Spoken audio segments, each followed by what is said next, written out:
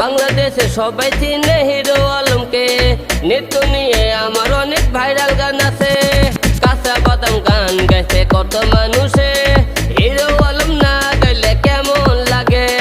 বাদাম বাদাম দাদা কাঁচা বাদাম, বাদাম বাদাম দাদা কাঁচা বাদাম। আমার আপনাকে বোঝাই মোরাদ হাসান, পালালো পালালো মোরাদ হাসান, দেশ ছেড়ে পালালো মোরাদ হাসান।